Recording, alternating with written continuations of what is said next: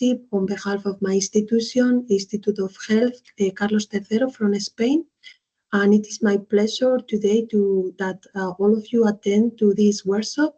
I think that can be really useful, not only for ERA for Health partnership, but also for other partnerships. And this is the aim of this Synergies working group that we have created in the ERA for Health partnership that can serve as a forum to make synergies among the different European initiatives and partnerships. Just very briefly to introduce you the partnership, ERA for Health began in 2022.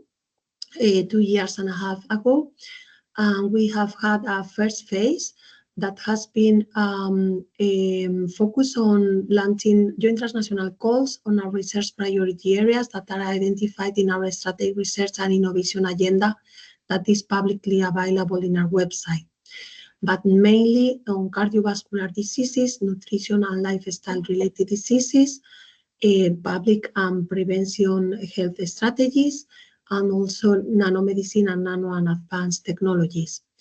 In this second phase of the partnership that we will enter very soon, our focus will also be shifting to fund multi-country investigator-initiated clinical studies, and we will launch 3 calls focus on these clinical studies, but we will continue as well to launch joint transnational calls in the clinical research priority areas that we are covering. Additionally, in this partnership, we have also other type of activities such as training and capacity building, creating synergies as this work package that is organizing this workshop today, and also other type of activities such as responsible research and innovation issues, monitoring activities, sustainability aspects, also developing, updating our SRIA, etc. And we have as well set up a framework to support these multi-country investigator-initiated clinical studies that we will continue funding. Well, just it's a nutshell of the partnership. It's very broad, but I didn't want to overwhelm very much you. I just would like to thank you, especially the speakers that will attend today to this workshop, that to provide their lessons learned and best practices in other initiatives that can be really useful for all of us, and also the organizers of this meeting. Thank you very much. Thank you very much, Cristina, for your introduction.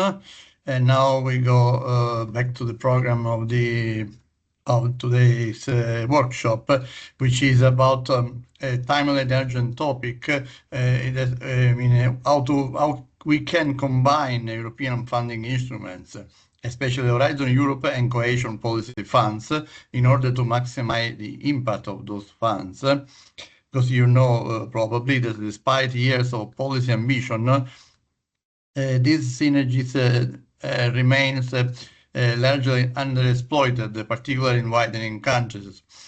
There are many reasons for the fact that the synergies have not been able to be exploited at full extent, and today we are going to explore some of these reasons and maybe find some possible way to overcome these limitations and try to increase the use of the synergies with these 2 different and important funds.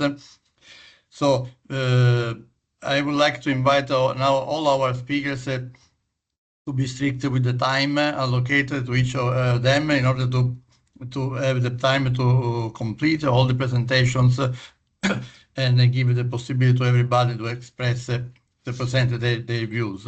So the first speaker today is Allan Padar, who is a key figure in the European funding policy and a representative of the RIMA network, which is a subgroup of the ERA Forum coordinated by European Commission. He works to facilitate cooperation between national and regional authorities, promoting synergies between Horizon Europe and cohesion policy instruments. RIMA acts as a community of practice for managing authorities and policymakers helping to translate the synergy policy into operation action. Allan will present how RIMA supports collaboration across regions and sectors, offering a platform to exchange practices and overcome institutional silos. So, Allan, the floor is yours, please.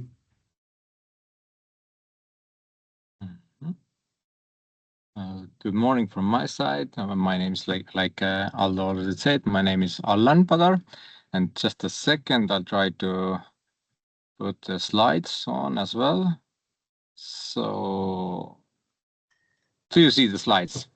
General question before I start. Yes, okay. We see it. Very good, very good.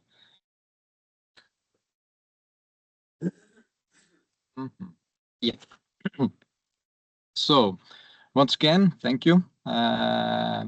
Thank you for inviting me, and I'm very happy to be here in front of you and express and share you my experiences about the synergies of different funds. Like Aldo said, my name is Allan Padar, and I actually work at the Estonian Research Council, and I'm the head of research mobility in the field of research mobility there.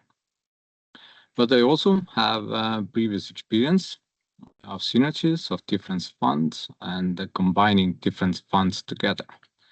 So yeah, therefore today I would like to just give you a short overview about the synergies that the European Commission has defined and we discussed in the RIMA network. I must say that I'm definitely not an expert of synergies, but for the last 2 years, we participated in a workshop that worked with this topic of synergies. And the workshop that I'm talking about is the RIMA network. And last year, the European Commission published a short report about these European synergies, which was conducted by us, by the RIMA network or RIMA group. RIMA itself means Research and Innovation and Cohesion Managing Authorities Network. And I was one of the members there with the other representatives from 16 other European Union countries. And this European Research Area subgroup that's designed to strengthen dialogue between European institutions and the member states. And the aim of the RIMA network was or is to enhance cooperation between research and innovation bodies and cohesion policy authorities.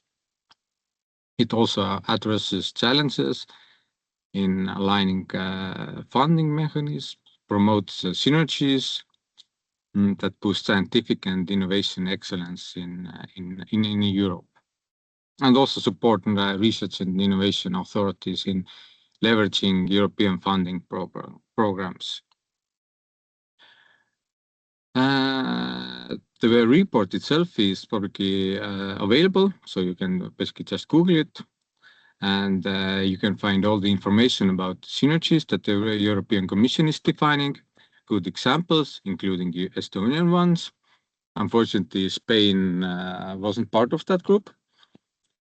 And also recommendations for the future. So really useful report. And that's exactly what I would like to share with you today.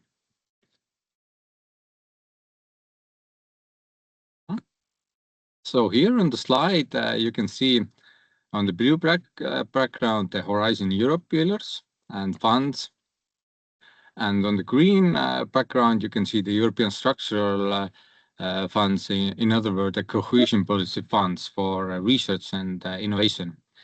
It's a rather small text, but don't worry to read it. I just wanted to show you the picture of the list of different funds the European Commission is looking synergies in between. And the already mentioned RIMA report analyzed those synergies between the cohesion policy funds and Horizon Europe. to enhance the European research, innovation, and competitiveness. And RIMA itself was initiated in 2023.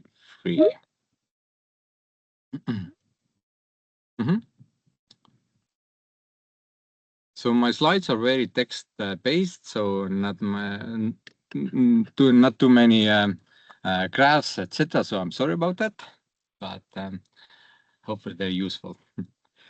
But since I have many more slides, I should go directly to the point. Well, the word synergies itself refer to ways in which multiple funding instruments, often from different sources, levels of government or governance or sectors, can be combined or coordinated to support a common goal, maximize the impact, or fulfill the funding gaps. And before I tell you more about those synergies that we discussed, I think it would be important just to ask why the synergies are important at all in the first place. So why we are dealing with this question. The first one is, of course, definitely the reduction of administrative burden. Simplified procedures reduce the administrative burden for both the applicant and for the funders. And for example, Seal of Excellence enables the funding of Horizon Europe evaluated projects through national or regional bodies without the need of additional evaluation. So I think it's just this administrative burden. It's a rather clear reason why the synergies are useful. Second one is the maximizing the use of resources, of course. So basically, synergies ensure that limited financial resources are used efficiently by avoiding, for example, duplication or enabling complementary activities across different funding sources. Third one that I brought out is the strengthening regional and national research and innovation capabilities. So basically combining Horizon Europe funding with regional programs like, for example, the European Structural Funds, in our case, European Regional and Development Funds, helps the countries and regions develop their own research and innovation system. I think it's really important for the smaller and the so-called widened countries. Hello. For example, Estonia is. Hello. Hello? כן. הכל בסדר? איך הולך?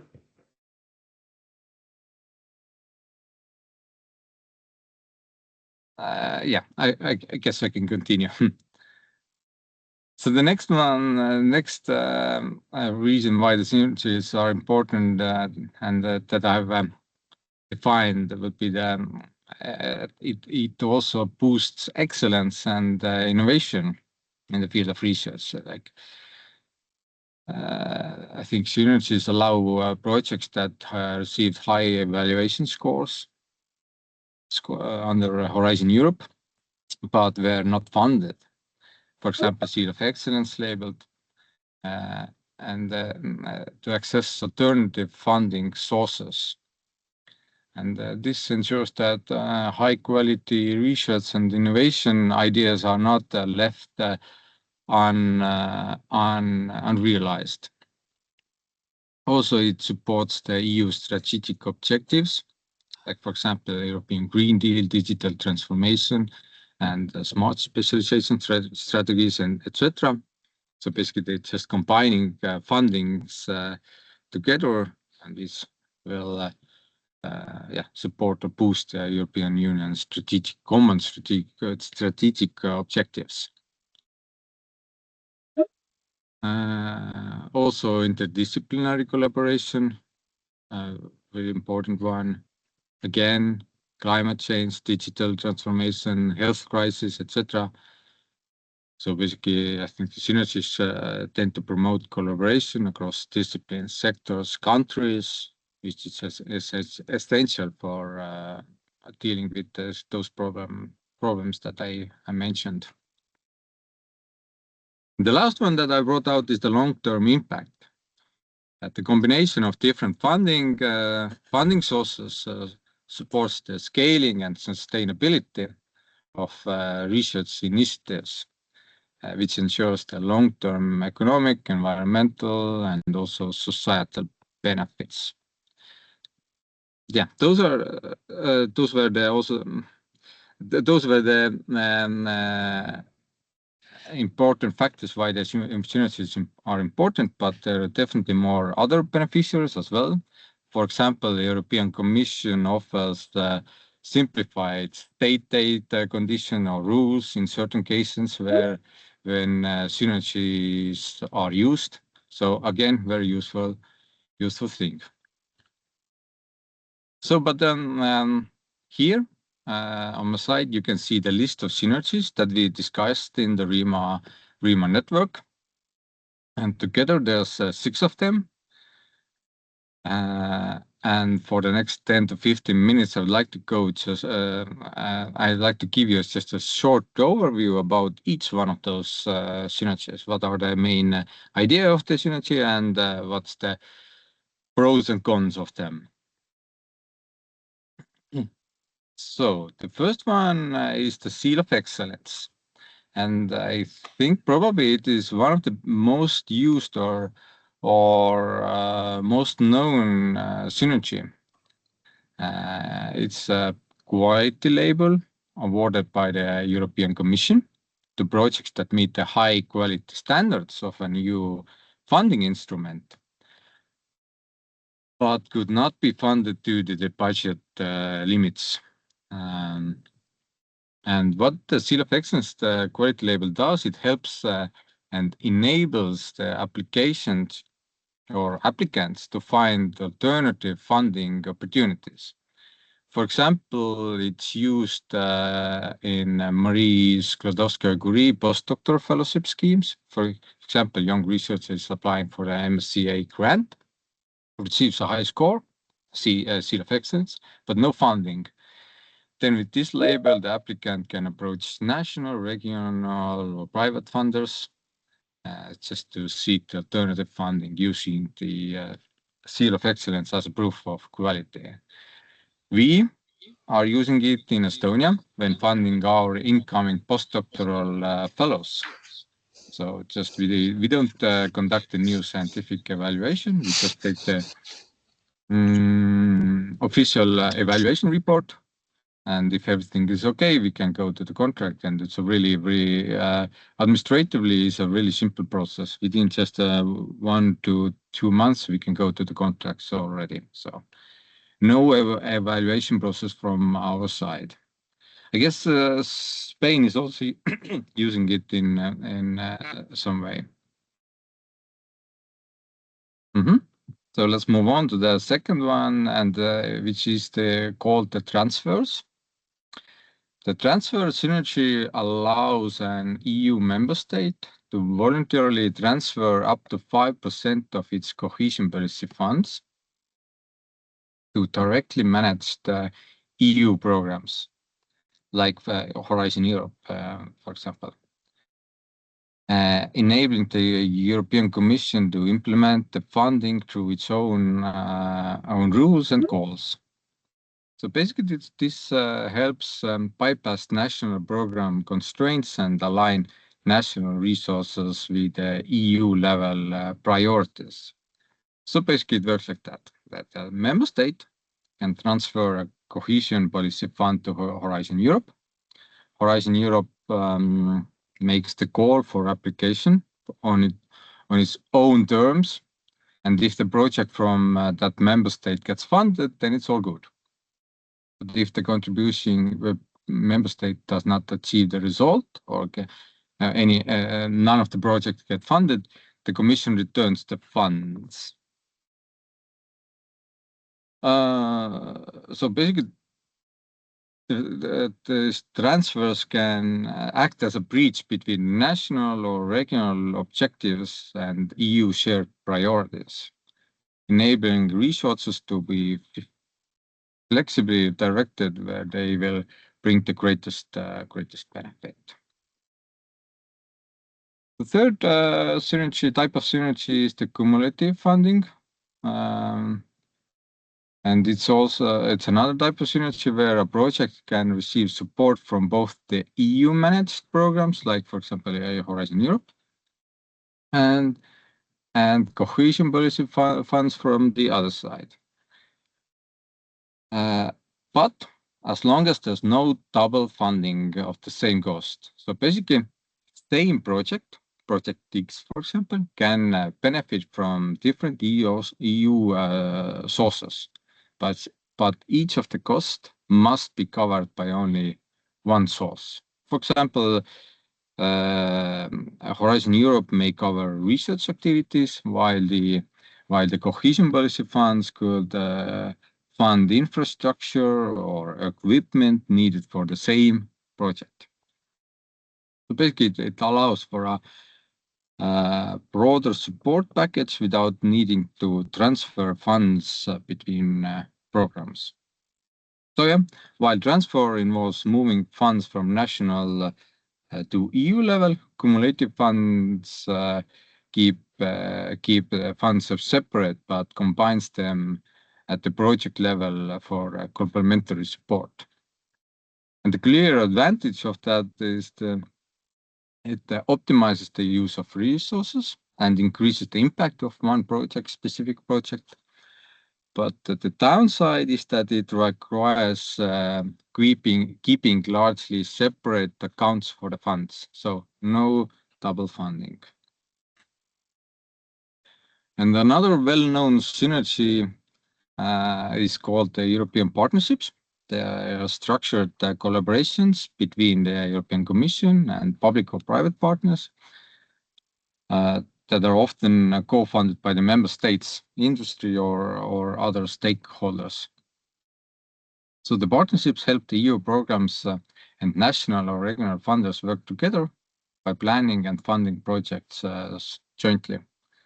So instead of just transferring money or running separate funding schemes, they focus on co-designing or co-investing in a shared goals. And this is the one that strongly promotes the achieving the EU common goals like Green Deal, etc., etc. And it also enhances the cross-border cooperation. Fifth one is the teaming. Maybe you have heard it, but teaming is a very specific type of European funding initiative that's under the European research area. And it's designed to strengthen research excellence in EU countries with lower R&D performance by creating or upgrading research centers through partnerships with leading institutions. So basically, it's meant for widening countries, mostly. And it supports the collaborative projects where a top-tier research institution, let's say partner, teams up with a research center in a less developed region or country. So teamings combine EU Horizon funding with the national or regional funds to build or upgrade research excellence centers. So European Union provides grant funding for project development and initial activities, while the member state or region commits additional funding for, let's say, infrastructure, research staff, or equipment needed for the center. So basically, the synergy lies in aligning EU and national or regional resources and priorities to create strong, competitive research centers that boost regional innovation and capacities. So the last one is the upstream and downstream, and instead of text, I show you the picture, which I think clarifies the case even better than reading the text. So it's a little old, the picture, but since the Horizon 2020 is an old one, but the principle is still the same. ESIF is one of the European structural funds. And upstream and downstream synergies emerge when EU support provides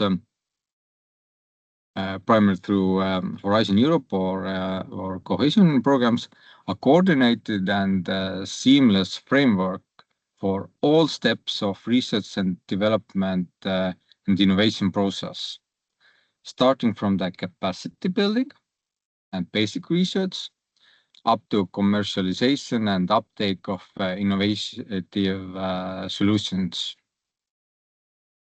So basically it works like this. First, there's the so-called capacity building phase called the upstream. This can include, for example, the establishing necessary infrastructure or creating any kind of enabling environment. This phase is, for example, funded by European structural funds. Then the process is taken over by Horizon Europe funding, which covers, for example, the basic research activities. And finally, the last phase is the downstream, where European structural funds take over again and encompassing further development as well as commercialization, for example. So while the Horizon Europe funds and the research and innovation phase upstream, the cohesion policy funds help with the commercialization and scaling up downstream. I know that very few countries are using it. I guess one of them is Malta, for example, but I don't know if any other are using it as well.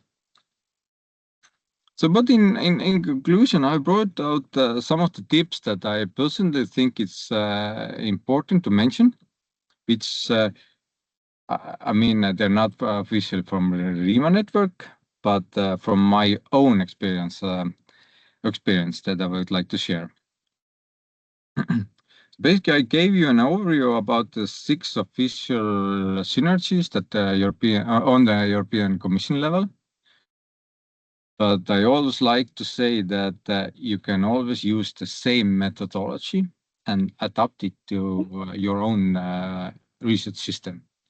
For example, basically our own universities in Estonia use the Seal of Excellence in their own way. I'll give you an example. Like, for example, we, Estonian Research Council, provide research grants for Estonian researchers. But every year, a lot of strong applications go unfunded, but they still meet the high quality threshold. Universities fund them from their own resources, not from their own resources, and they do not do any additional evaluation for the project. So basically, it's exactly the Seal of Excellence principle. So the second tip that I'd like to share with you would be that think about the broader calls about synergies, not just, for example, to reduce the administrative burden. For example, the goal can be to increase competitiveness and attractiveness as a system, as a country, or whatever. And what I mean by that, for example, here in Estonia, we did not adopt the Seal of Excellence scheme just because we wanted to reduce the administrative burden in grant allocation, but because we wanted to attract more Marie Sklodowska-Curie applications and grant holders to Estonia, and with that bring more foreign funding to Estonian research system. The same with the European partnership for a small country like it. Estonia, it's very important to promote international cooperation and and to be involved. Third tip from my side would be support excellent projects that narrowly missed the Horizon funding. Try to offer alternative financing, ensuring promising ideas don't get lost to the limited Horizon budget. So basically, again, like Seal of Excellence, for example. High quality projects didn't get funded, you take it and fund it yourself.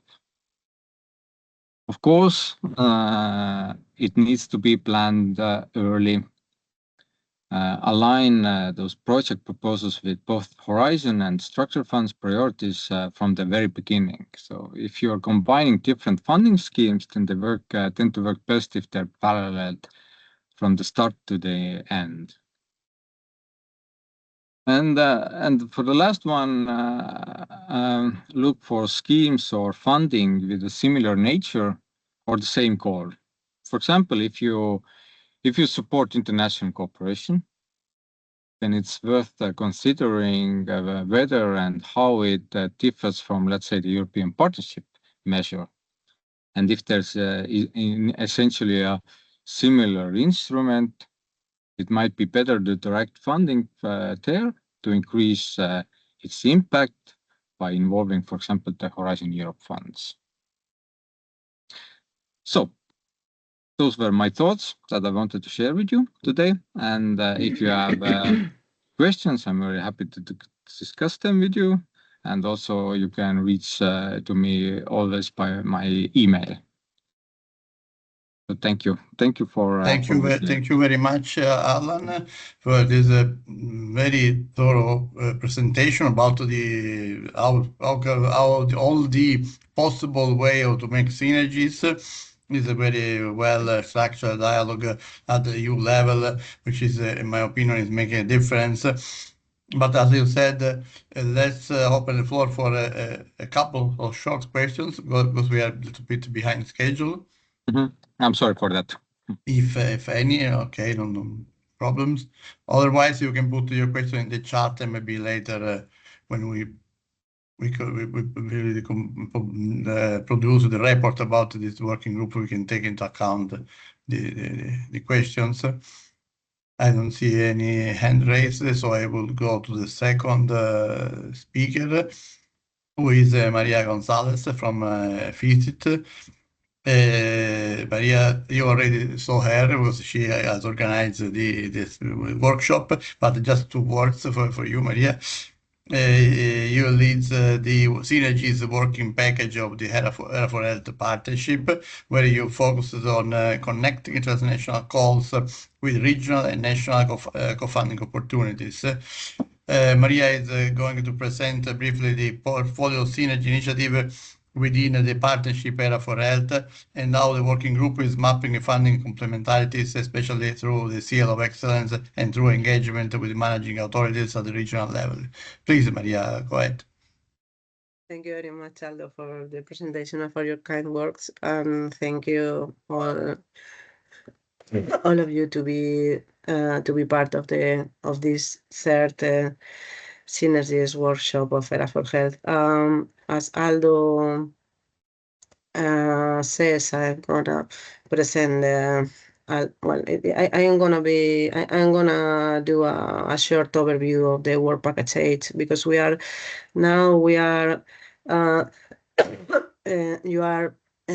you are being part of the third task that we develop in this work package 8 related with synergies in ERA for Health. That is the organization of this annual workshop, but I only take 5 minutes or even less to introduce you the other 2 keys of the Synergies work package that are the portfolio and the Synergies working group. I'm gonna share my screen. Sorry, because I'm not totally recovery from a health problem, so I'm so sorry for this cough. Well, we are gonna be to the presentation mode. Oh, sorry.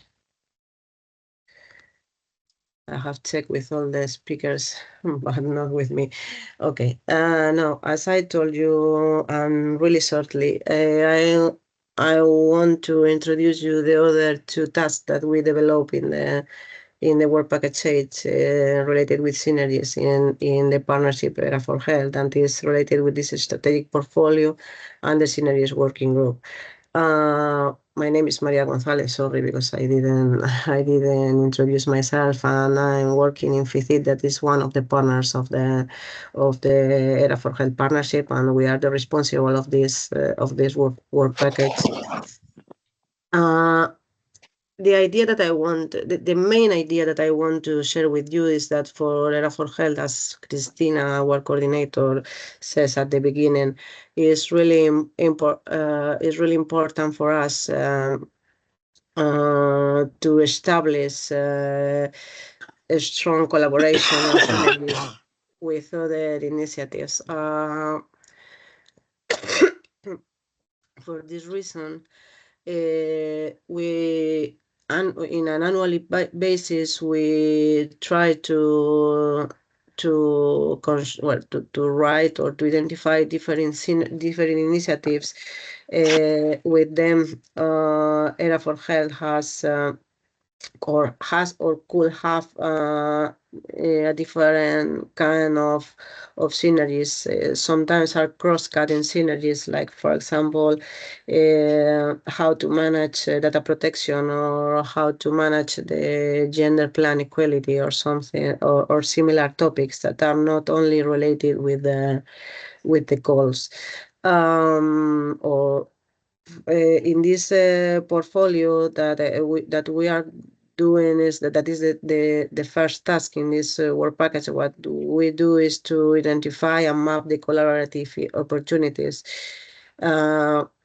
We have established 3 categories. The main of that, for sure, is the health, and for sure the clinical studies. That, as you know, the second phase of Era for Health partnership is focused on these clinical studies. But also we identify other kind of initiatives that not necessarily must be focused on health or clinical studies. We try to analyze or to identify these interdisciplinary connections that could help to strengthen our partnership, and for sure we try to share knowledge and resource with these initiatives. The idea with the portfolio is that it has to be alive. It's not for this reason we update it in an annual basis with the help of the Era for Health partners, and for sure with the help of the Synergies working group members. Sorry for my call. Now, on this moment, we have identified 69 synergies. As you here have the 3 categories. 28 are in health. In non-health are the 13, and clinical studies are 28. And as I told you, that this number for sure is gonna be increased, because we try to update it in an annual basis.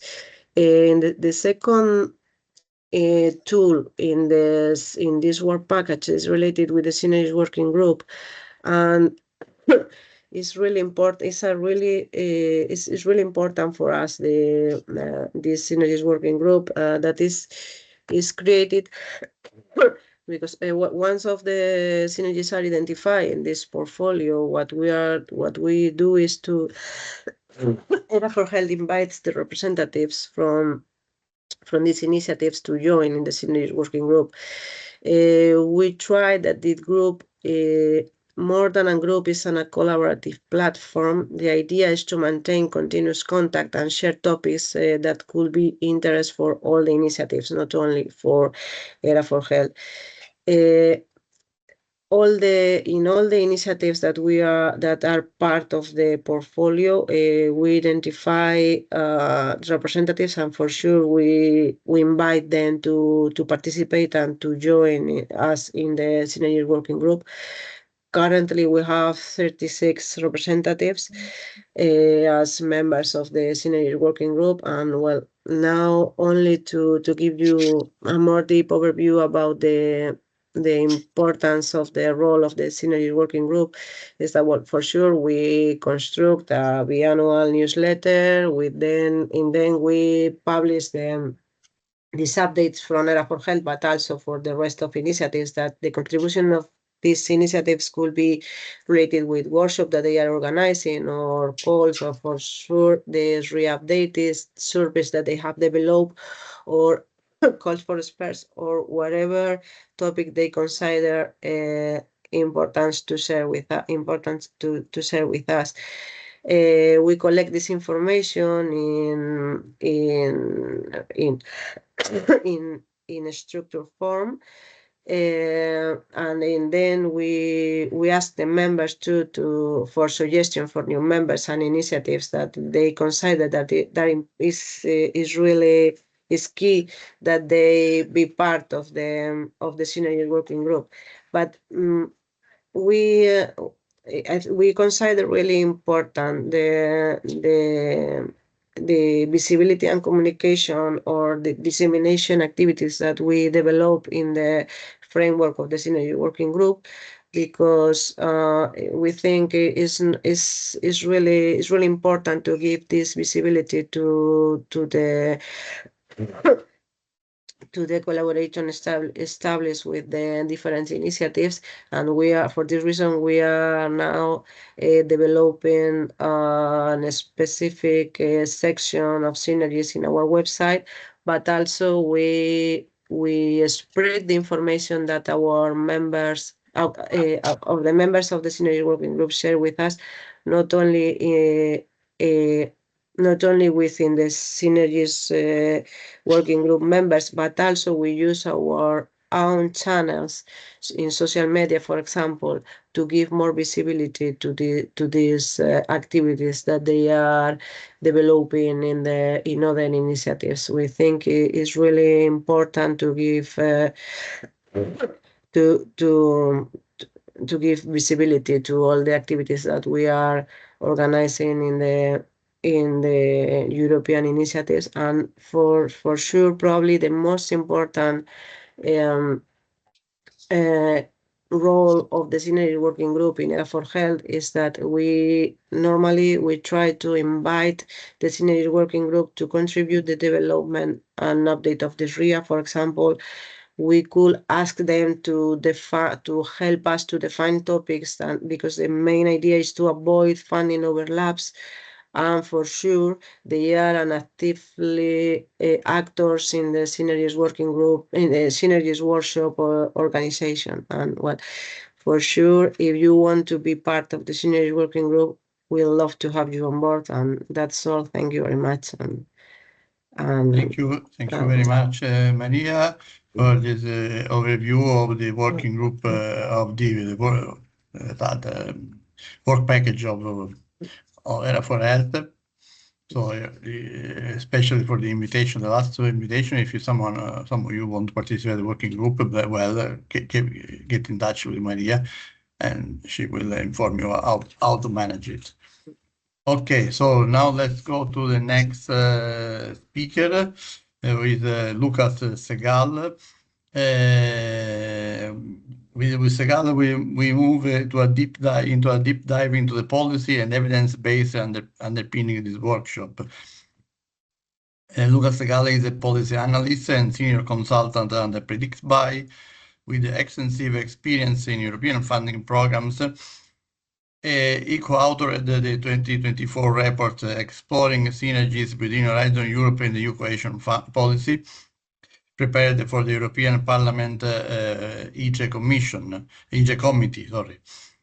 His work focuses on strategic funding alignment and innovation ecosystems.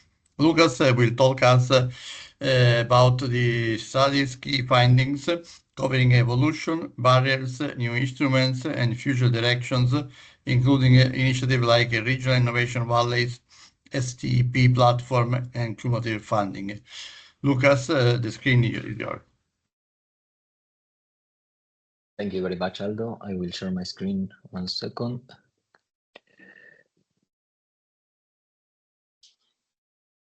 Okay. So I hope you can hear and see my screen well. We can see and hear you very well.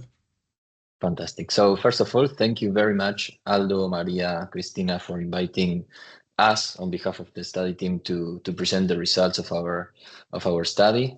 It's great to notice that the community of practitioners got it, read it, and actually that it may be useful for future synergy making, so to say.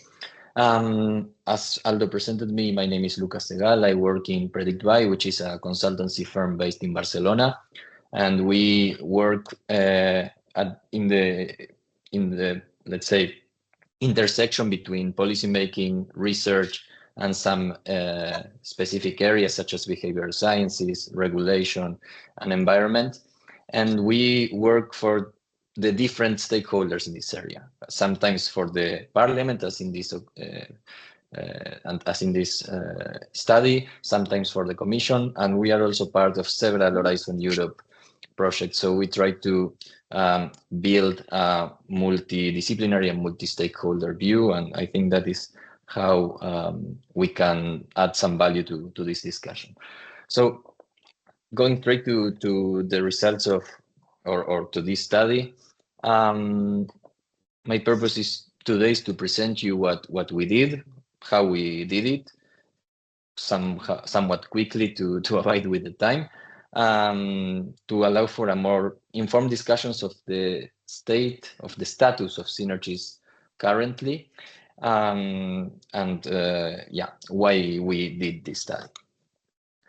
So I will first go through the objective research questions that the Parliament did to us, and then we try to provide an answer. I will go through the methodology we use very quickly, and then present the overview of the Synergies evolution and implementation, and some instrumental factors, meaning drivers and barriers to synergy making, and finally some key takeaways.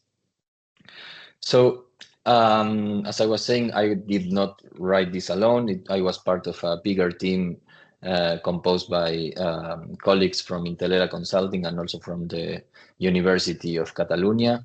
And I will probably share this presentation to anyone that would like to. Here you can also find the link to the study, even though if you Google the name, you will also quickly find it in the Parliament's page. So going to the objectives, to give some context. As you probably know, the European Parliament is preparing, or is currently actually discussing, both the next framework program and also the interim evaluation of the Horizon Europe. And in this context, there are several hot topics, but one topic is what is going on with Synergies, what is going on with the widening countries, how are they doing, why are we still seeing some inequalities in terms of funding, and what are the consequences, how can we deal with them. So the Parliament, or the ITRE committee, posed several questions, which we summarize in these three. How have Synergies evolved from their beginnings, let's say, and what changes have been introduced to improve their implementation?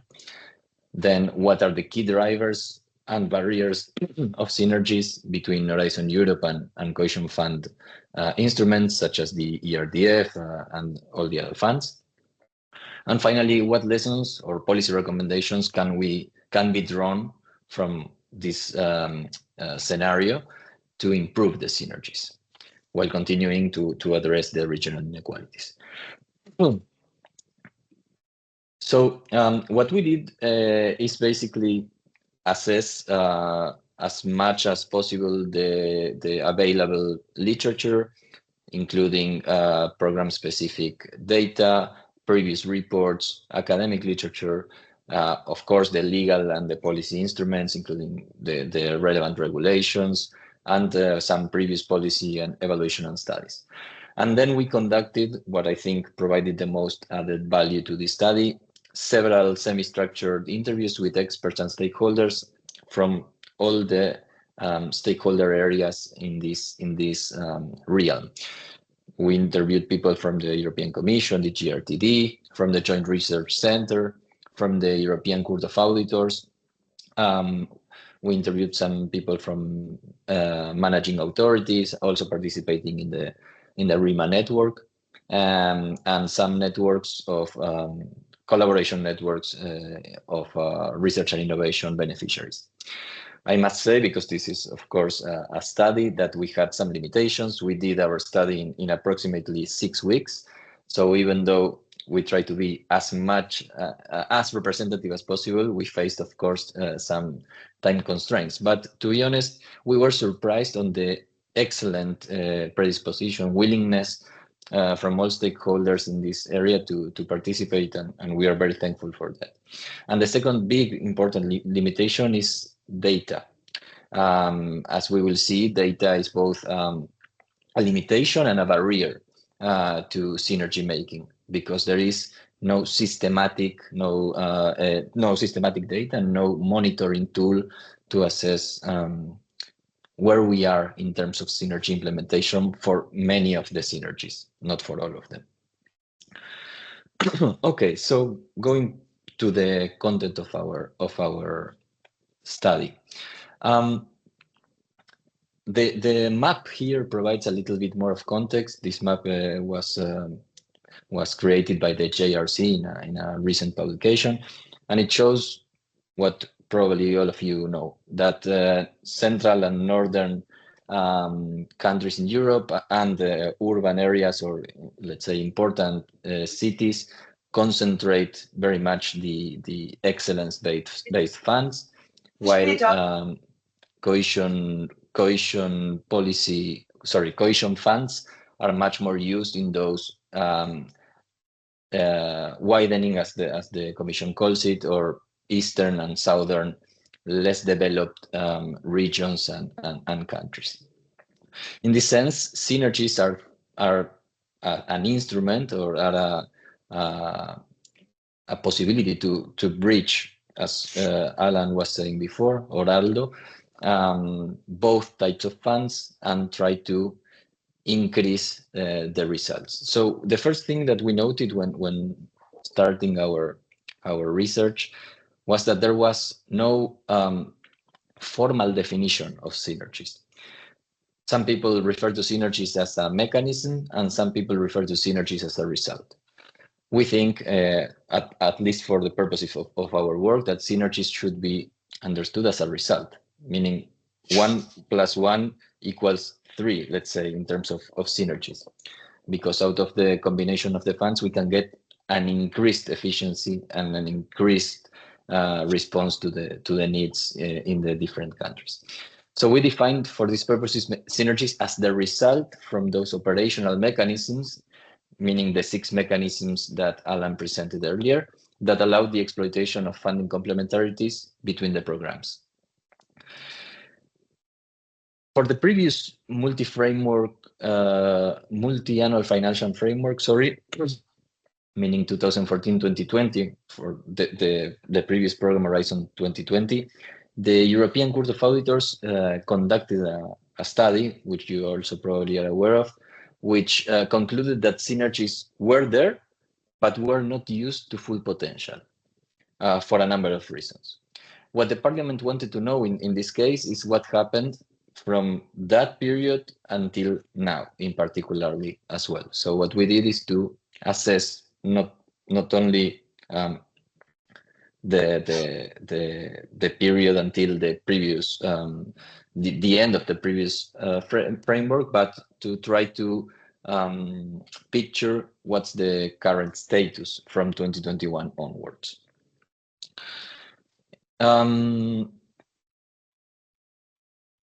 This is a timeline of the synergies evolution. Synergies were mentioned back in 2007 for the first time in a Commission communication, but they were not formally introduced into the European law, European programs until 2014, where synergies were introduced in the Horizon 2020 and the ESCIII funds regulations with some clauses that related to each other. However, after 2021, in the current framework program and multi-annual financial framework, several other steps were achieved, and several lessons were learned, we could say. So we can see now that the Horizon Europe regulation, Common Provision Regulation, the ERDF and General Block Exemption regulations have had some amendments or some adjustments that allow or that should allow for a better uptake of synergies.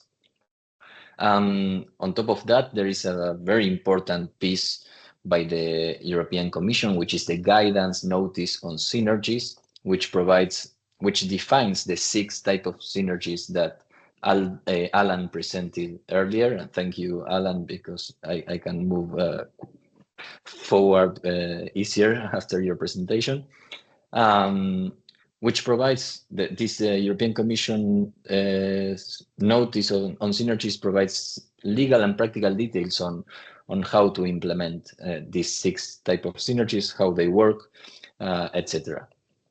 Finally, very recently, in the last year at the end, everyone probably heard about the Draghi report, the LETA report, and there was also a report by Heitor et al. In the research and innovation sphere, which were very, very important to outline the future political guidelines and the future directions for the next multi-annual financial framework.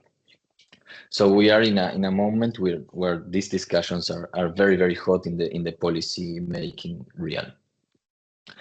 As Allan has already explained what of each of the synergy types is, I will just leave you 3 big thoughts about the status of their implementation up to date. Up to date means December 2024, when we finalize this work. First of all, as you can see from the figures here, there is significant variation among the different synergy types, instruments, usage, and performance. Second, there are some new mechanisms, such as the transfers from ERDF to Horizon Europe, which have been regarded as very, very useful by the 2 countries, Lithuania and Malta, who used it. But it's taking long, and they are being very slowly implemented. And as we also learned from some of these countries' representatives, there were several hurdles, several barriers in the way when they try to implement it. And finally, as I was saying before, also there is no systematized data or a monitoring tool to assess synergies implementation. So this graph you can see here was built based on different sources. Some figures provided by the European Commission, some figures provided by the RIMA network, some figures out of other reports, and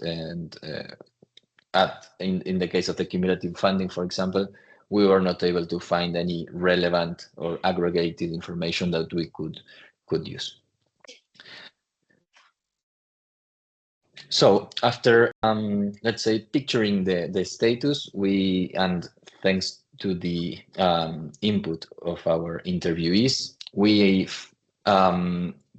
let's say we identified 5 types of instrumental factors for synergy making, for synergy creation. One is the first one, and maybe most obvious one, is the alignment between program objectives, governance, and regulation. The second one is the availability or the administrative capacity and expertise to identify, implement, execute synergies. The third one is the collaboration and cooperation among authorities and stakeholders. The fourth one is the availability of data, its interoperability, and the capacity to monitor it. And the fifth one, and one that is very much related to this present workshop is the visibility and accessibility of this type of funding instruments. In the study, you can find in detail many examples and a much more detailed explanation of the different changes, initiatives, and barriers that we identify per each of these categories. But I put in this slide some examples just to provide you with a snapshot of what's going on and what has been going on recently, and to reflect on the progress made, which is real, even though there is still a lot of way to go. There have been amendments to the regulation, as I was saying before, and the publication of the European Commission Notice of Synergies.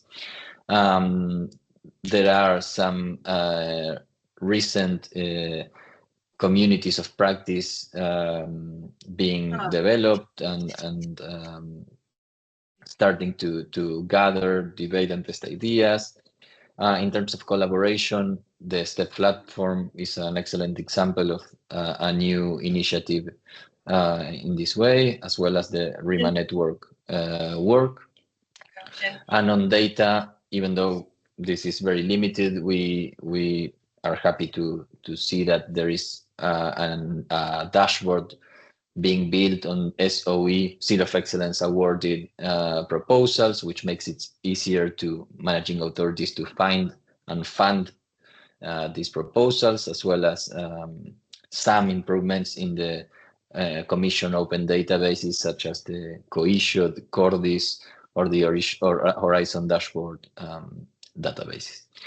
Finally, the Commission has also launched a call, for example, on synergies to provide support for upstream and downstream synergies. The call is the Pathways to Synergies call. As you are probably aware of, this is also one of these, let's say, actions towards driving more synergies from 2021 to date. On the other hand, out of the interviews, we identified several challenges and barriers still. Many managing authorities and researchers agreed that sometimes the differing program management and timing cycles make it very difficult to get synergies. There is problems in the timing, particularly. There are sometimes duplicated evaluation schemes or overlapping, which require twice as much as work. And then there is, of course, some problems out of the expertise of researchers. Researchers usually expect to research, and they do not have the administrative capacity and the legal expertise to address synergies. And this happens, or this affects even more those widening countries, where sometimes the capacity is even less available. In terms of collaboration, even though there has been quite some progress, there are still limited centralized collaboration spaces. And there is also a characteristic, which is that there are multiple authorities with active roles in synergy processes, not only at the European level, but also within countries. This has to do with the different political organization of the countries, but it's also a barrier that was identified. Sometimes there is conflicts between regional, national, and local authorities, and this, of course, becomes a barrier to or an incentive against this type of instruments.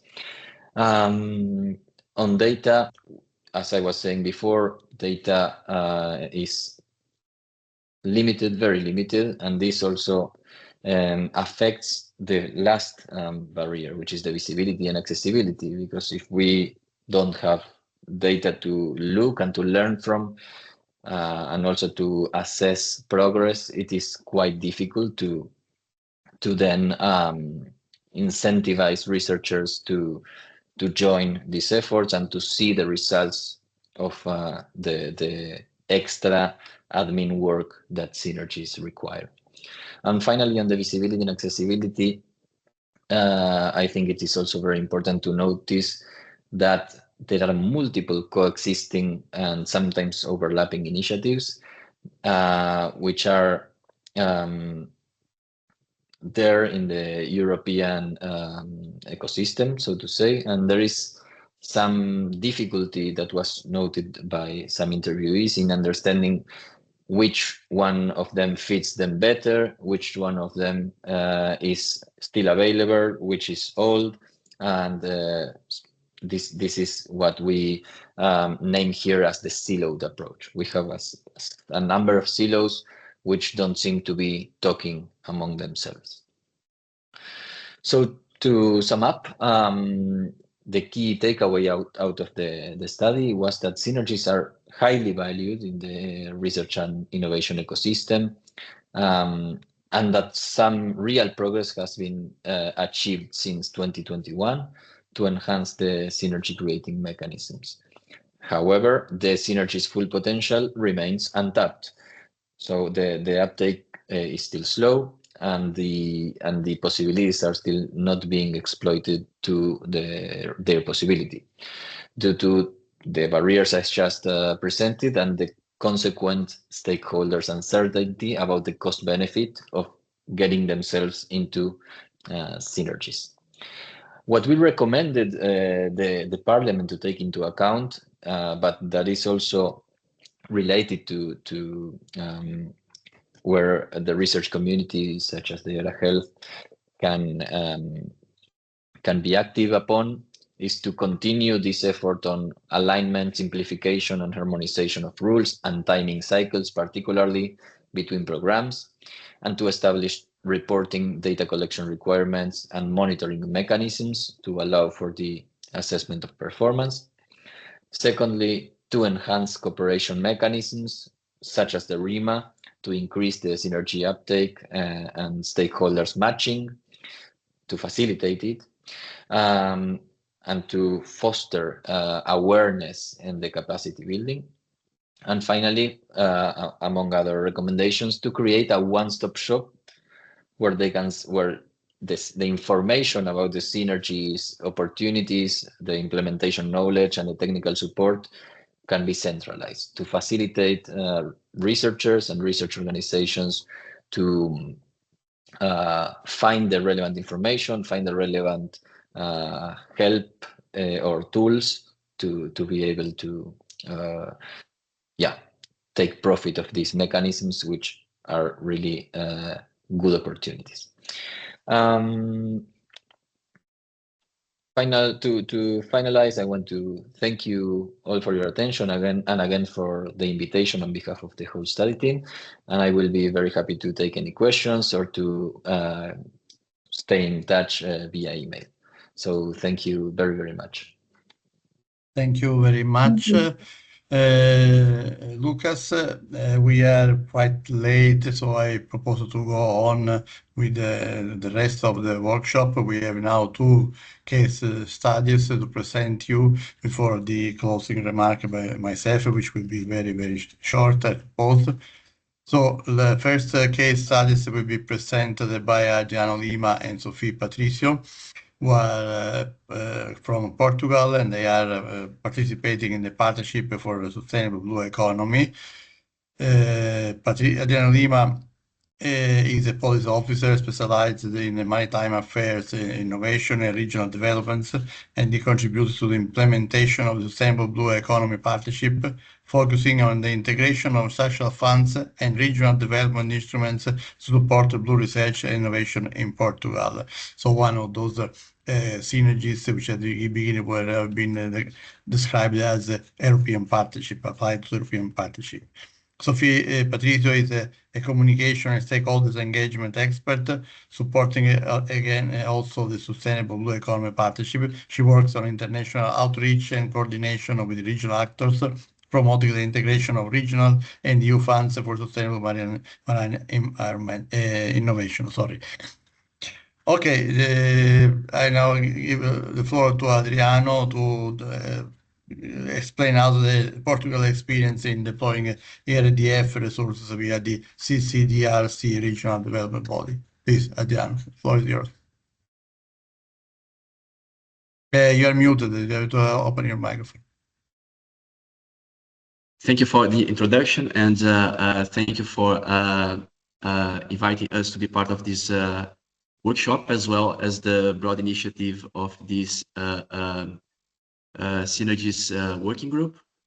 Let me just share my screen.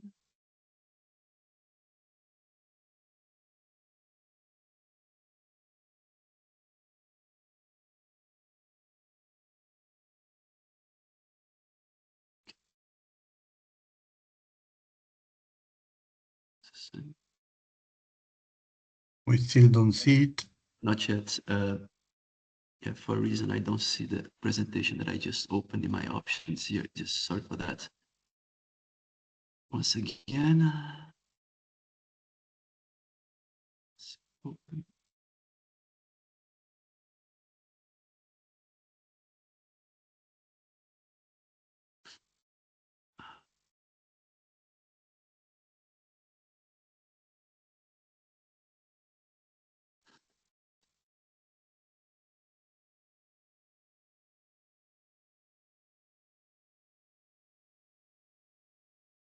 Adrian, if you want, I can share the presentation. I have Could your be, because slides. for me, for a reason, it's not. I opened Yeah, it. It's not no showing here in my problem. options. So sorry for that. Thank you. Just Yeah. tell me whenever you want me to move. Can be now. Okay, we Back see the to it. presentation now. Okay, go on. Okay, so sorry for this technical problem. So this presentation will be shared by me, Adriano Lima, and as well as Sophie Patricio. Both of us are working on the Sustainable Blue Economy Partnership, which is the European partnership that is dedicated to support the transition towards a climate neutral blue economy. So here I have to refer to Sustainable Blue Economy Partnership as SBEP, as you can see in the slide. Similar to Era for Health, we have a dedicated work package to address different means to streamline fundings for research, development, innovation schemes, as well as support the implementation of additional activities, as well as we also have launched calls within the partnership. And some of these calls have made incorporated explicitly the combination of fundings between Horizon Europe as well as structural fundings, as we will present afterwards. So the motivation of doing these works pretty much similar to all what the previous presenters have mentioned. The challenges are also similar. It's very interesting to see also that our solutions are very similar, but when you go down to the details, we find some little differences here and there, and which can be a source of learning and inspiration for both for all the parts involved.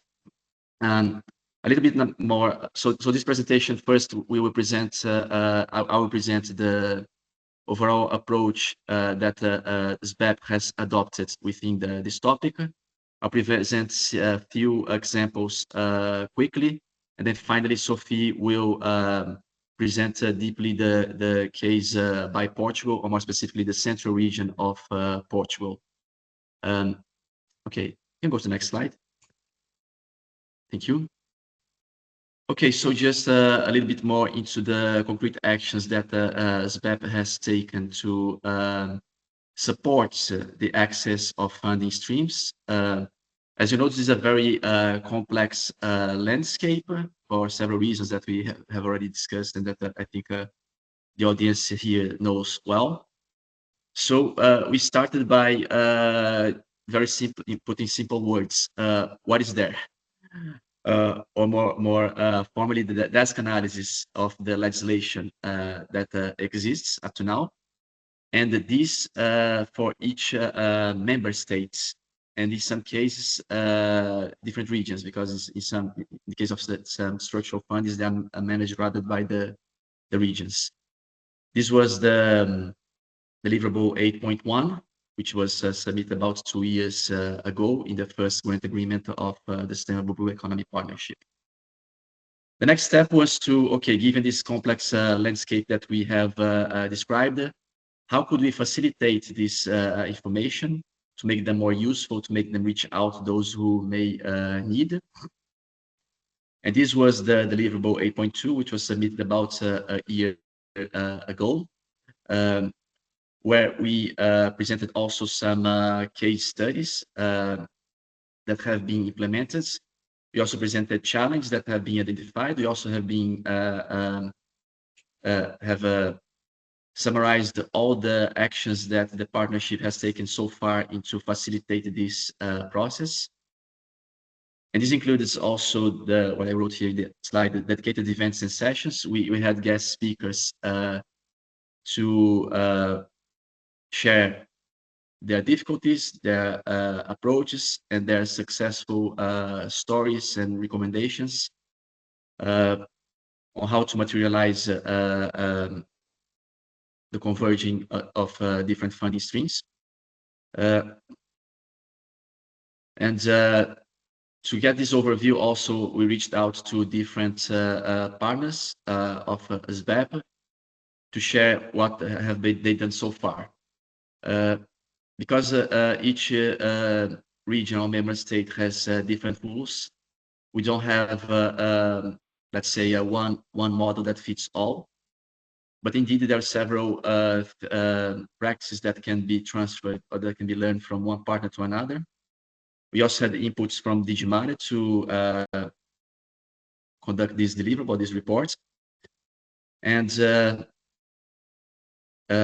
since this information is evolving quite quickly, for the next version of these tutorials or guidelines already in the second grant agreement of the partnership, we evolve towards living documents.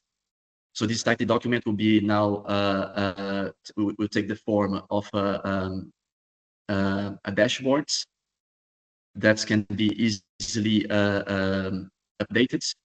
And given this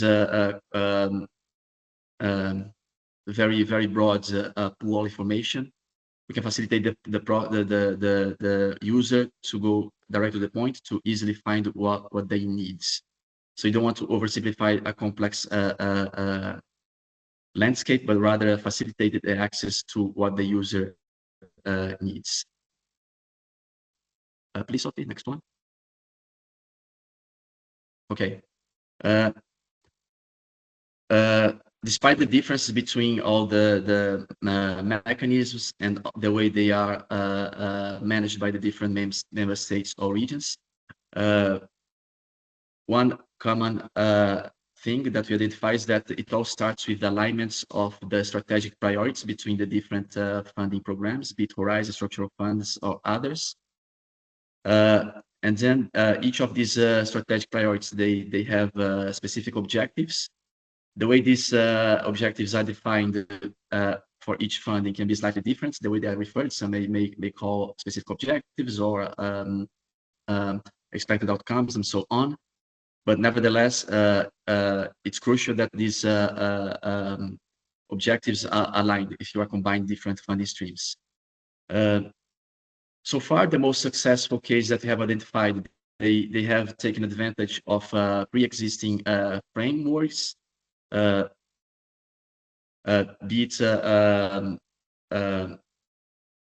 implementations from Horizon plus some locally funding scheme. And finally, to materialize this, starting from the strategic level, we also needed this to be done at the operational level. And I'll present just right now some different cases that this has been done. because to make this real, we start from, okay, the rules from different fundings have to be clear for the potential applicants. The way they are implemented, starting from applying for the call itself, and then the reporting, funding reports as well, and finally the transfer of fundings. There needs to be some level of coordination between them. Some are kept more separately, some are more towards the fully merged, depending on what's possible to do, depends on the interest and the strategic alignments of the different funding streams. There are cases of synergies that we have identified that have been explicitly implemented within the Sustainable Blue Economy Partnership, while others that we have identified are not exactly, are not particularly inside the SBEP, but their thematic areas are of interest for us. Please, next slide. Okay, so I'll quickly go into 2 cases implemented, Cyprus and Emilia-Romagna, and finally the central region of Portugal. There are more cases that we identify, but given the time, we just prioritize these ones, and given the focus on structural funds of this seminar, this is the one that we will present right now. Yes, Sophie? Okay, so the case of Cyprus. Cyprus is one of those cases that have implemented structural funds synergistically within SBEP's project calls. And an interesting case regarding the operational level is that they established a common platform with a unified set of rules to streamline the application across different funding streams. And as expected, to materialize these, a close cooperation between the different managing authorities is needed. Let's go to the next one. Then in the case of Italy, the European Regional Development Fund, the ERDF, is managed by the different regions. And the Emilia-Romagna region, which is one of the partners of the Sustainable Blue Economy Partnership, and also one of the funders of our second call for proposals for research and development actions. They pioneered the inclusion of this funding. They clearly established this on their rules for eligibility. Yeah, similar to the other case I just presented, this is materialized following the strategic coordination that the region, the Emilia-Romagna region has set, and how this is aligned with the set of strategic objectives of the European funding. And then finally, as mentioned in this webinar extensively, you have to be careful about double funding to avoid the overlap, and again ensuring that the guidelines are clear, and try to streamline the process as much as possible. So next one will be the central region of Portugal that will be taken by Sophie. So, yes, Sophie. thank you. Thank you, Adriana, and let me also thank the organization for the invitation. It is a great opportunity to participate in these synergies discussion, to be a part of these debates, which are actually quite important. I will try to be as practical as possible. I will speak about our experience on mobilizing ERDF to support calls, JTC calls on European partnerships. So in this case, we are talking about SBEP, but CCDRC, the entity that I work for, is participating in 4 different European partnerships. In all of them, we are participating through ERDF. So just to give you a bit of context, CCDRC or CCDR Centro is a regional public institute, a Portuguese regional public institute. So we have a regional scope. We work within Central region of Portugal, and we mainly support implementation of policies, of public policies on environment, for instance, but also on regional development, which is actually the unit that I work for, being responsible for the Division for Promotion, Innovation, and Regional Competitiveness. And this is a part of CCVR.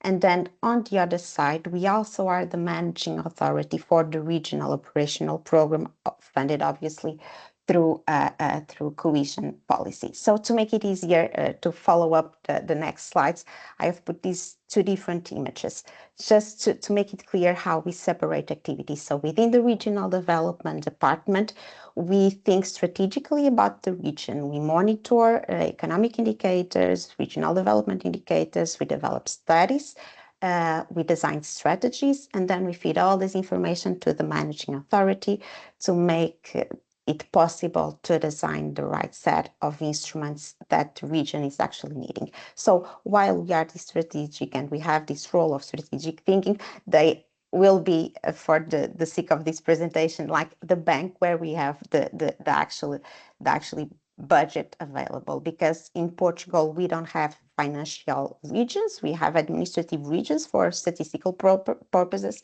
So not having this financial autonomy, we are very much stuck to the regional program. So when the Common Provision Regulation opened up this possibility to co-fund Horizon Europe programs to ERDF, we, the regional development unit, decided, yeah, let's take this opportunity and let's use it, because it is the first time that we will have the opportunity to do so. So we have taken this idea to the regional program, and they very kindly get on board.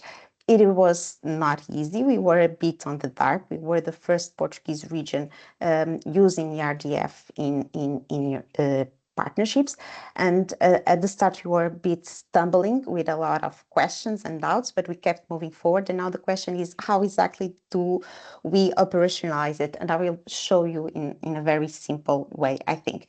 The first question, obviously, and I think that maybe the easy one, was in which partnerships should we participate? And in this case, of course, we have a smart specialization strategy, which is coordinated by the Regional Development Department. So let's look at it. Let's look at our regional priorities and make sure that the partnerships that we participate in are aligned and are the most suitable to our priorities. The second point that we needed to make sure that we had was the articulation, the commitment with the regional program, because as I said, they had the funds, so they really need to be on board. They really need to understand the importance of what we are doing, what we are planning, and they need to commit the budget to allow us to do so. Budget and also the technical means. So after we have this commitment, this official and formal commitment, we have then to work call by call to decide which budget and which priority areas to be supported. And this is the work that we do together. And then, of course, for each joint transnational goal, for each JTC, we need to follow up the whole process. And this is something that we do, the Regional Development Department, and we also do the first eligibility criteria check, very simple questions to make sure that that partners is really eligible. So is it based in center? Is it complying with budget? Does it have an economic balanced situation? The activities are okay? And after that, and after we have funding decisions at JTC level, and only after that, there is a call, a regional ERDF call that opens at regional level, and where partners that have projects approved at JTC level must apply with their activities to be funded. This is needed to unblock the funding. So there is an application that gets into the system, and that allows the regional program to unblock the needed funds. This seems quite easy. And now the question is, how is it working? As I said at the beginning, it was not easy. There was a lot of questions, and even in simple questions like this one, in which partnerships do we participate? We need to consider the timing issue, because partnerships are still being approved right now. And when we are talking about ERDF coming from regional national programs, we have a time frame that we need to work with. So when we have decided to get involved in partnerships in 2021, the menu of the partnerships foreseen was quite big, but the ones that were being set up at that moment the number was quite low. So we needed to work with what we had. And obviously, we have partnerships being approved right now, so we can integrate new partnerships, of course. But let's say that the partnership is approved in 2026, middle of 2026. It will open a call in 2027. Great. For us, that's the only call that we will be able to participate right now, because then the program closes, it stops opening calls, so it cannot open any other regional call to support actors participating in JTC calls. So timing issue is really a question for us, and do we need to be really aware of that? And then the second question is actually quite hard, because the articulation and commitment with the regional program, for us it was, I wouldn't say it was complicated, but the team really needed to be convinced, because we all know the regional programs have their own priorities. In our case, they have an annual plan of calls that need to be operationalized, and of course they have specific execution targets. And when we are talking about these specific calls to support partners involved in JTC calls of European partnerships, we are talking about such a small amount. So the question is, do they understand this as a priority? We, the regional development team, yes, we understand the benefits, we understand that this is strategic, and I mean, a lot of you have already spoken about the benefits, but do the regional programs, the national programs, understand this as a priority? And on that, I'm not really sure if they do, to be honest. In Portugal, let's see, we are still the only region at national level participating in the European partnerships. So maybe there is some awareness raising work that still needs to be done. The other issue for us, which is quite an important one, is the fact that we, the regional development team, we are the first ones doing this eligibility check, because the formal eligibility check will be performed by the regional program, but only after the regional call is open, so only after funding decisions at JTC level, only after the call is opened at regional level, and only after applicants can actually apply to that regional call. So in this period of time, actually eligibility conditions might change. Let's see, for instance, an entity send me all the documents to prove that they have a balanced economic and financial situation. They do this for the pre-proposal phase. At the end of 2024, imagine. They do this with the accounts of 2023, which is the year that they have closed. After a period of 4 or 5 months, all the right conditions are there to apply to the regional call. But by then, they might have the accounts closed of 2024, and the conditions might be completely different. So we might have a project approved at JTC level that now does not meet anymore the conditions needed at regional level. So of course, this is also a big issue from our side. And then for the call itself, and I think that I already touched upon that on the previous slide, the regional calls need some time to open. Just for you to have an idea, we had a regional call open for an entire year to support projects coming from all the 4 partnerships that we are involved. But that call has closed at the end of January, I think. We are now in the middle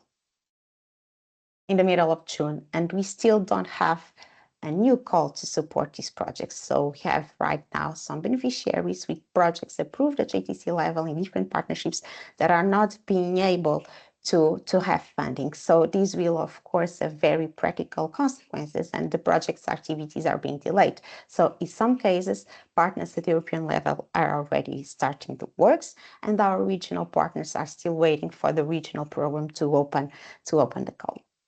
Apart from this, at the beginning, we had another big issue, because we saw that at the time the draft guide on synergies, that was the document that we have in 2021, 2022. There was this possibility to use Horizon Europe eligible costs and funding rates, and with the regional team, we thought, well, this is great, let's do it, because working with ERDF, the funding rate will be 85. If we have the possibility to use the funding rate of Horizon Europe, then it will be 100, which is great. And we came with this idea to the regional program, and they had a lot of questions, and we did not have the right answers to give them, of course. So we have tried to go through the official channels with all those questions. And to be completely honest with you, until now, we still don't have any reply.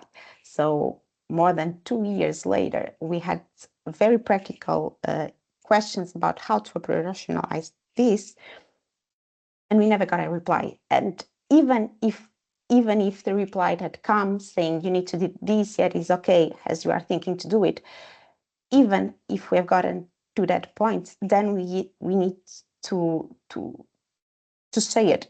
The regional program knows the regional and the national regulations. They don't know, they don't have any knowledge about Horizon Europe eligible costs. So it is great that this is a possibility. Great, and we need this to be a possibility, of course. But if the regional teams, if the national teams are not prepared to actually applicate this at the regional and national context, so this is only a possibility that will never be applied. So we need, of course, some capacity building from the teams running and managing ERDF. On a positive note, if you can accelerate a little bit. Yeah, of course. Because we are quite late. Yeah. On a positive note, just to say that sorry, I got lost right now. Just to say that the assessment done at European level is actually taken at the regional level. So we don't duplicate any work and these efforts. It's not duplicated at regional level. Then, I mean, I think that this is all been said before, so I don't need to go into these. Actually, they are quite simple, just to make sure that something is said. But because I think it is really important to not look just at the synergies and articulation between regional, national, and European level, but also to look at it at an internal level. In Portugal, we are making sure that there is articulation between the entities participating in the European partnerships. So we have a regional agency, CCDRC, and then we have a national agency. And we have MOUs signed between these two agencies to make sure that there is articulation and synergy between these funds also. And we do the same for the teaming program as well. But anyway, I don't have any time. It seems like it. So if you have any questions, I will need to leave at 11 sharp, but I'm happy to reply by email after. Thank you very much. Yes, we don't have time. I've seen it. Some have put questions in the chat.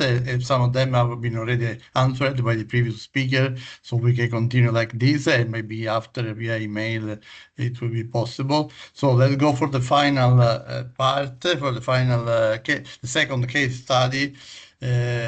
The complementary funding in the Marble projects, which will be presented by Sonia Priscan and Nicola Miskovic, both of them working for the Center of Excellence Marble. Sophie Priscan is the Research Innovation Project Manager at the Center of Excellence Marble, and she's responsible for project implementation, partnership coordination, and funding strategy. Nicola Miskovic is a professor at the University of Zagreb and coordinator of the Center of Excellence Marble, a leading center of excellence in marine robotics. Okay, so Sonia and Nicola, the floor is yours. Please try to close in 15-20 minutes maximum.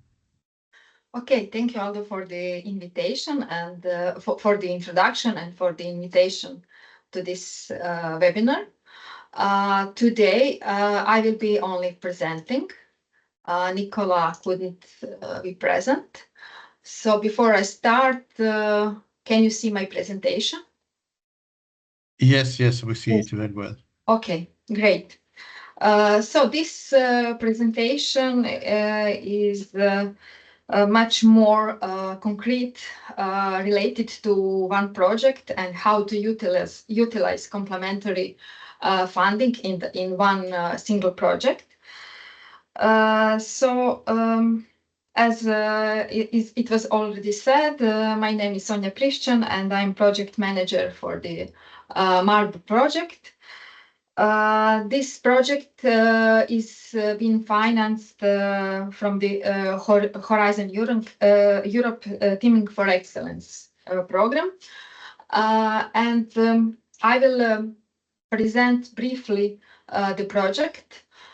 Since we started recently and we still didn't start to use the complementary funding.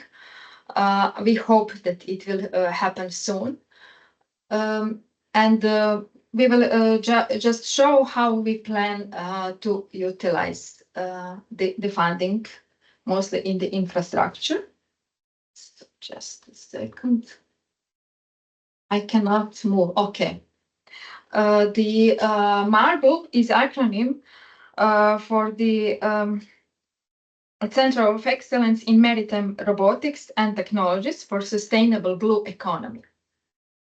And the main goal of the project is to enable Croatia to be on a path on sustainable innovative growth in blue economy. And the vision is to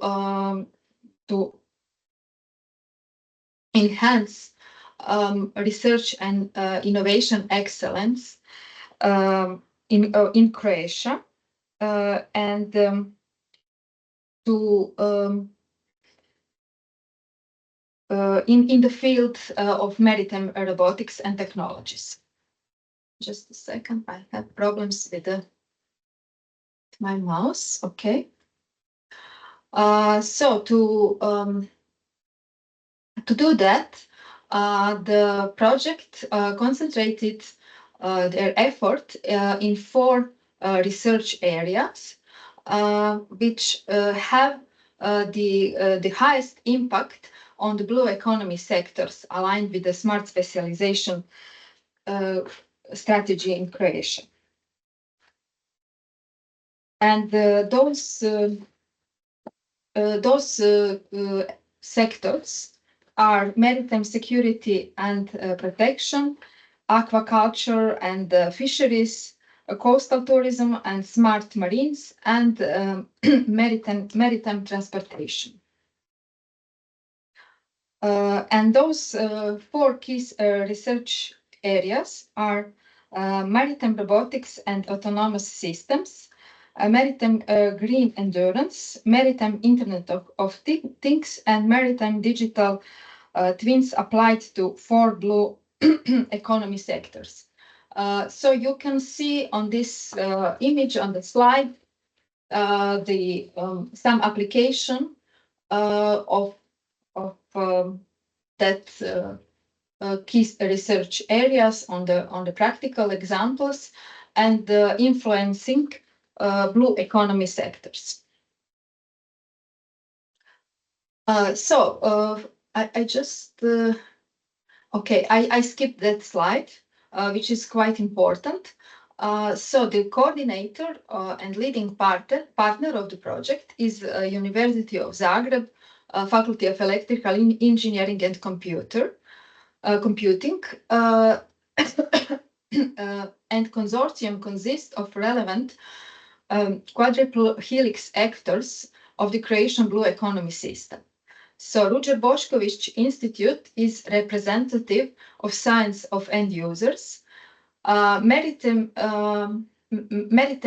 Innovation Cluster is a representative of maritime industry stakeholders.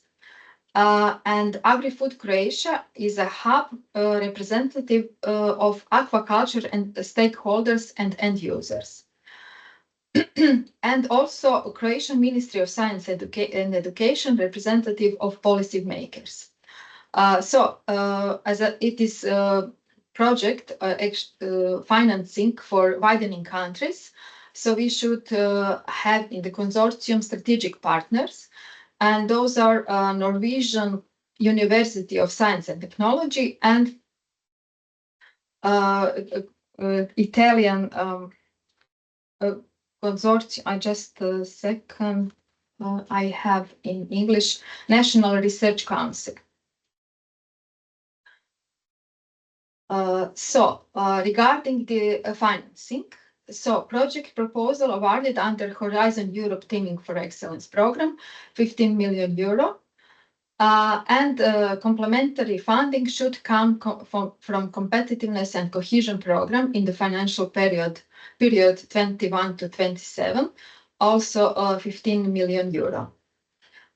It is intended for the infrastructure investments. Headquarters of the center, which should be established in project 6 years and to be sustainable for further operations and development. Some existing buildings should be renovated and also rebuild it for the purpose of the Center of Excellence.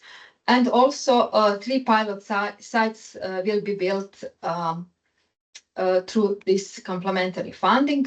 And in these investments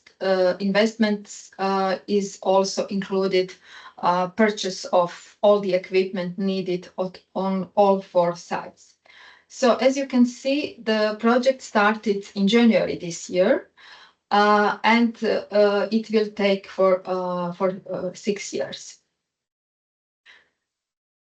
So as I said, we are at the very beginning and we are still working on preparatory activities for that complementary funding. You can see here, geographically how these sites are located.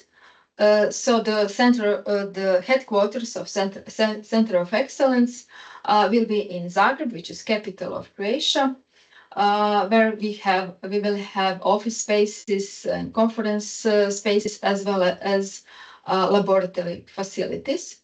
And we will have 3 pilot sites: Smart Muscles Farm in Šibenik, operated by the partner Agri-Food Croatia, Smart Marina in a port Rijeka, which will be operated by project partner Marine, and autonomous marine vehicle operation site in Šibenik, also in Šibenik, operated by the project partner Ruđer Bošković Institute.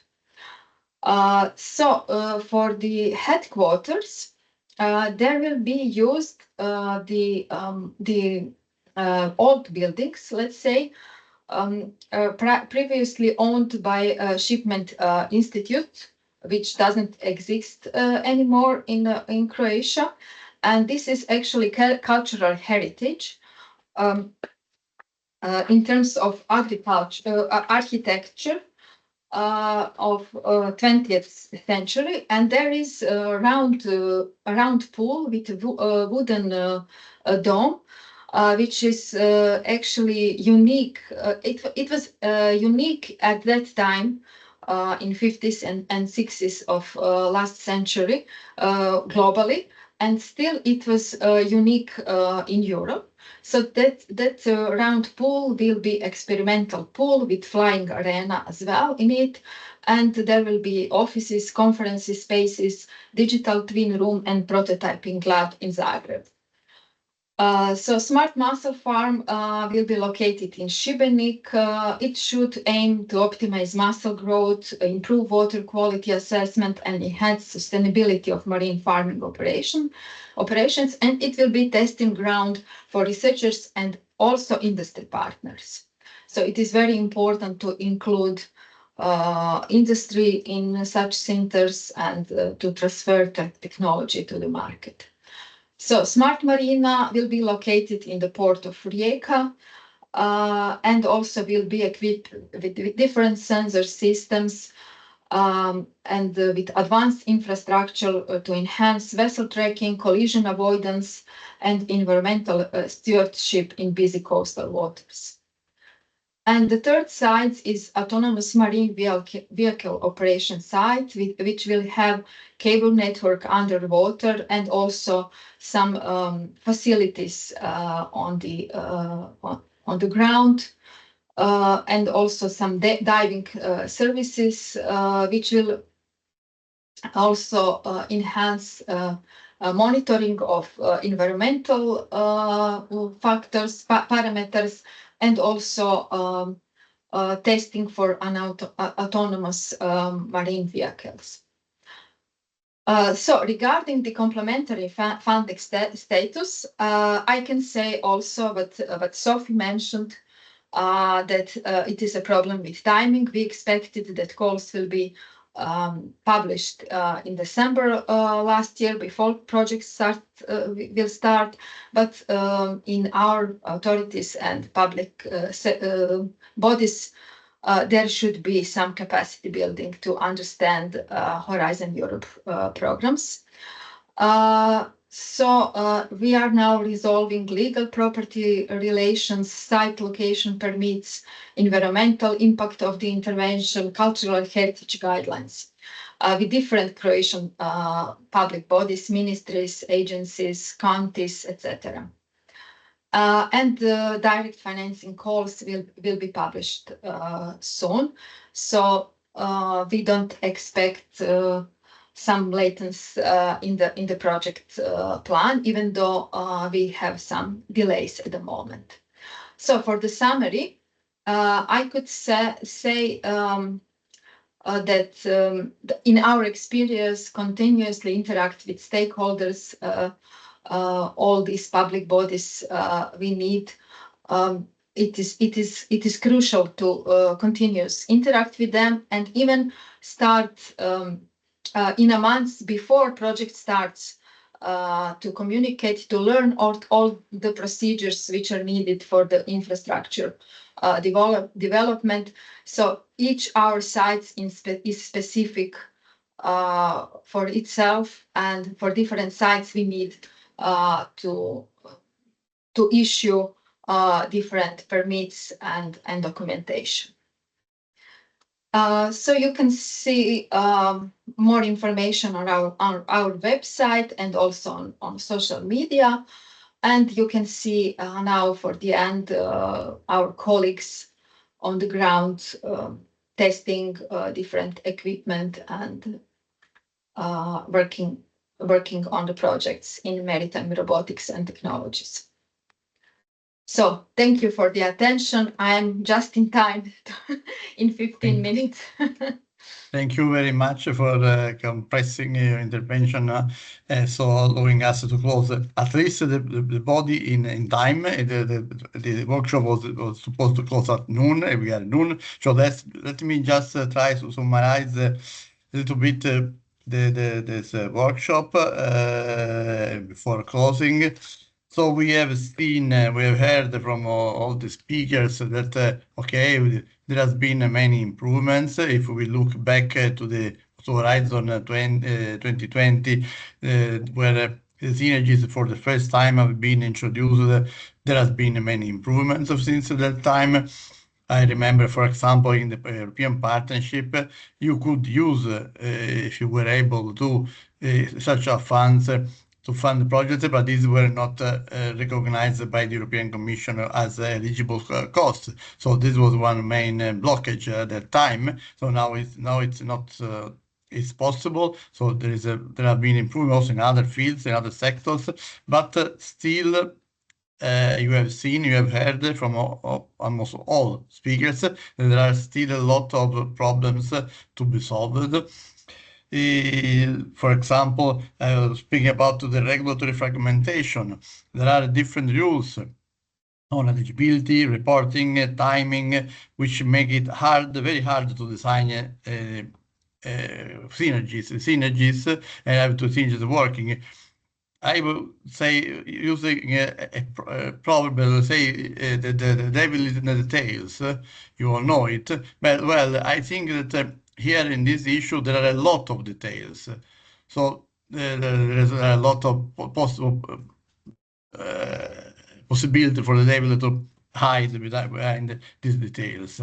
So we have to simplify it. And here we have, the Commission, the national funding organizations have to simplify all the procedures, and in order to avoid all these practical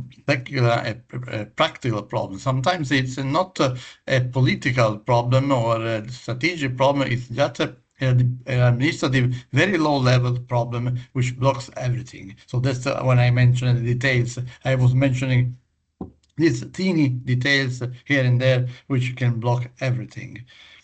Another problem which has been highlighted is the strategic alignment. For the structural funds, you need the smart specialization strategies. Sometimes you need 2-3 years to have these strategies fully in place and usable. And in the meantime, you cannot use the structural funds. And here we have the second problem, the timing, which has been mentioned by many of you. So that very often you can start using the structural funds at the end of the program, from the 4th years on, and then you can use it for a couple of years, 3 years, and then you cannot use anymore. Otherwise, you cannot pay all the funding before the end of the fund. Well, all these things, also the limited capacity for the funding organization to manage all these things. In many cases, I don't know, in Italy, for example, it's like this. I don't know exactly how it works in other countries, but there are two different organizations which manages the cohesion funds and the national funds. And first of all, we have to establish links between these two organizations in order for them to work together, and it is not easy to do. So, in my opinion, in the next framework program, the next timing from 2027 on, we needed to solve all these planning and administrative issues in order to have programs which can work together, really work together in a synergistic way, to produce a major impact and a larger impact, as was mentioned before. So I think I summarized more or less everything. At first sight, it may seem that I highlighted the problems. Well, I prefer to look at it as tips or suggestions to improve a situation which is still workable but not at full speed. So we have to learn from the lessons we're having now and try to improve the situation in the near future in order to have a much easier way to implement the synergies. Okay, before closing, I want to give the floor to Maria Gonzalez or to Cristina Nieto, if you want to have also a closing remark. I don't know who is going to start first. Maybe Cristina, you are the coordinator. Thank you, Aldo. Thanks a lot. I would like to thank you all the speakers. I think that you have highlighted very well defined examples and lessons learned that can be very useful for all the funders and managing authorities of these structural funds and the Horizon Europe funds. I agree with Aldo that it's not so easy at national or regional level to make this complementariness. But that's why this was also the purpose of this workshop, to provide insight and be able to find solutions all together, also with the Commission in the future.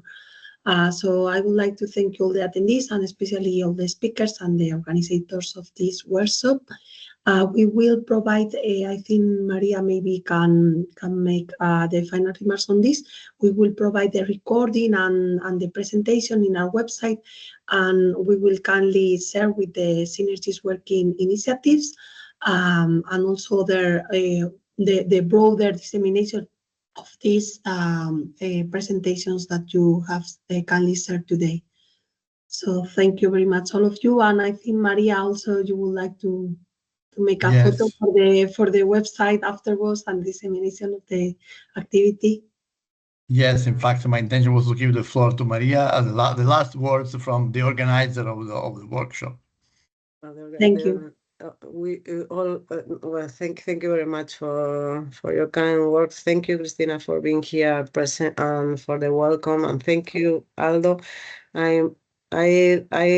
I don't know how to talk to grateful for your wonderful moderation during the whole workshop. Thank you very much for your hard work. I know that you are really busy, and it's really it's really important for us that you could be not only be part of the workshop, not only presenting the workshop, but also doing this moderation. Thank you very much, and for sure, thank you very much for all the speakers. Thank you, Adriana. Thank you, Sophie. Thank you, Sonia. Thank you, Allan. And thank you, Lucas, because without your invaluable collaboration, we could not celebrate this workshop that, as you could check, is really interesting for all the initiatives. And what only complementary information is that we try to answer these questions that are still pending in the chat. Don't worry, we will send you the information using your emails, the registration emails. I'm so sorry because the time. We have this delay and we could not stop to answer all your questions. Thank you, Adriano, because I saw that you have been really active in the chat and answering the different questions. Thank you very much for that. And as Cristina says, we will share the presentations and the recording of the workshop. And if you agree, we will be really grateful if you could turn on your cameras for only one picture is a memory of the third workshop. So please, if you could turn on your cameras, I will. Please, everybody, turn on the camera, switch on the camera. Yeah, please, if possible, if you are still here. Thank you very much. Well, yeah. Sorry for Yes, in the meantime, I would like to thank you again, Maria, even if you are not very well in these days. You did everything, really your best to be present from home, but we see the difficulties for you also to talk, to speak. And so thank you very much, because it's a really very, very impressive dedication to the work there, to being here, despite the health problems you still have, unfortunately. And I hope that you will recover soon, very soon, completely Yes, Maria. from this problem. Thanks a lot for. Yeah. Thank Okay. So I think if you want to take a picture, you can. I don't think we can get more than this.